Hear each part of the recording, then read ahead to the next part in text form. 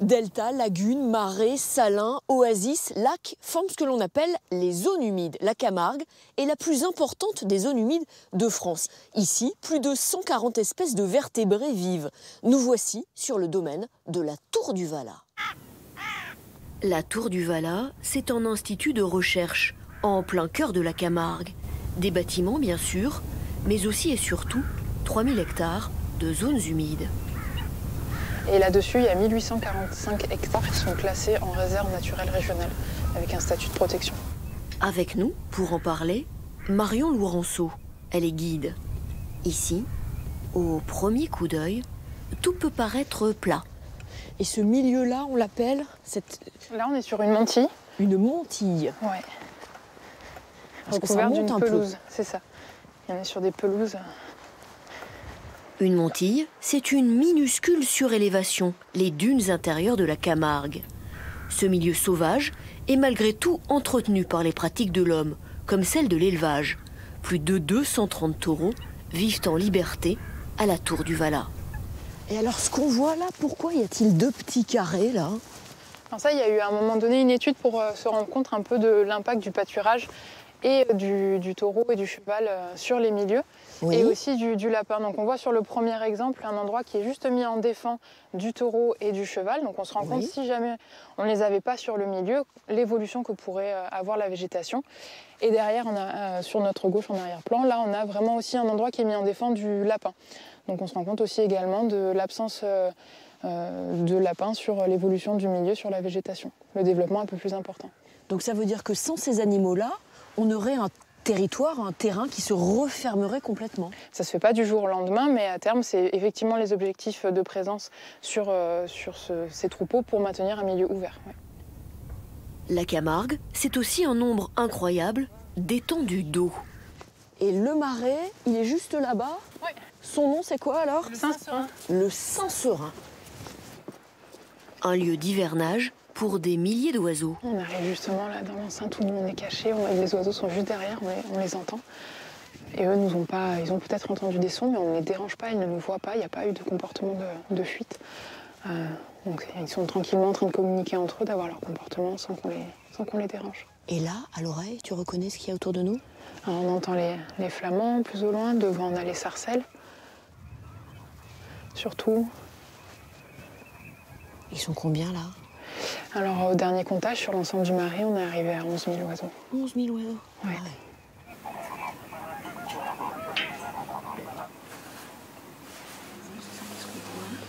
ouais. Alors les flamants, ouais, tu les as effectivement au loin. Sur le premier îlot devant, tu peux avoir des cormorans.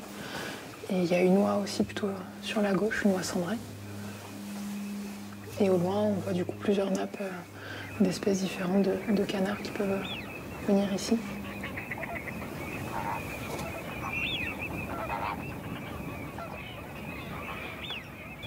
Ce paradis sauvé de l'urbanisme, du remblaiement ou de l'agriculture, on le doit à Luc Hoffmann.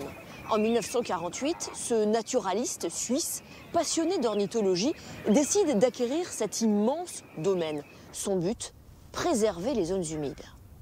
Luc Hoffmann, décédé en 2016, était un visionnaire. Cofondateur du WWF, il a, dès les années 60, travaillé à la protection des zones humides. Car pendant de nombreuses années, l'humanité a voulu les anéantir. Jean Jalbert est le directeur de la Tour du Valat. À la fois pour des raisons sanitaires, mais aussi pour des raisons de production agricole, il a été décidé, voilà quelques siècles, que les zones humides devaient disparaître de la carte et qu'on devait les remplacer par de l'agriculture et puis ensuite des zones commerciales, urbaines, etc. etc., etc. Et donc ce milieu-là, ces zones humides, eh bien, on estime que plus de 80% de ces zones humides ont disparu de la planète en l'espace de 200-300 ans. C'est notamment la pugnacité de Luc Hoffmann qui a protégé ces territoires. Luc Hoffmann s'est consacré à la compréhension scientifique. Donc il a embauché des chercheurs, des ornithologues initialement, puis ensuite des hydrologues, des botanistes, pour bien comprendre comment fonctionnent ces milieux-là, qui sont des milieux peu connus et très divers. Et puis petit à petit, de cette connaissance, il s'est aperçu qu'en fait ces zones humides disparaissaient à une vitesse colossale dans l'indifférence générale. Et dès lors, à cette connaissance s'est adossée la protection et la gestion.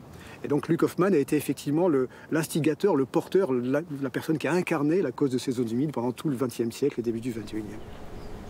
La graine qui a été semée en Camargue a irrigué l'ensemble de la planète. Et aujourd'hui, si on célèbre bien la journée mondiale des zones humides, c'est parce que cette prise de conscience est partie d'ici et qui a aujourd'hui irrigué l'ensemble du territoire de notre planète. Sauver les zones humides, la mission d'une vie. Aujourd'hui, près d'une centaine de salariés travaillent à la Tour du Valat. La station biologique du début est devenue une fondation privée. Les bâtiments, datant des années 60, ont été réhabilités thermiquement. Leur consommation d'énergie divisée par 5 et les émissions de CO2 par 6.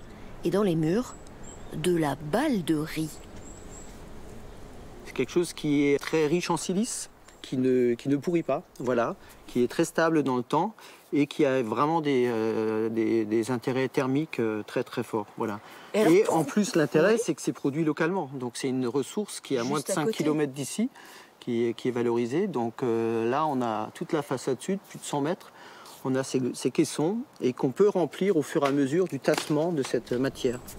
Les bâtiments de la Tour du Valat sont un exemple en matière d'économie d'énergie et surtout, ils sont en adéquation avec l'âme de leur fondateur. Et puis toujours dans le cadre de la journée mondiale des zones humides, la Tour du Valat ouvrira ses portes, ça sera le 5 février avec des conférences et puis bien sûr des balades naturalistes.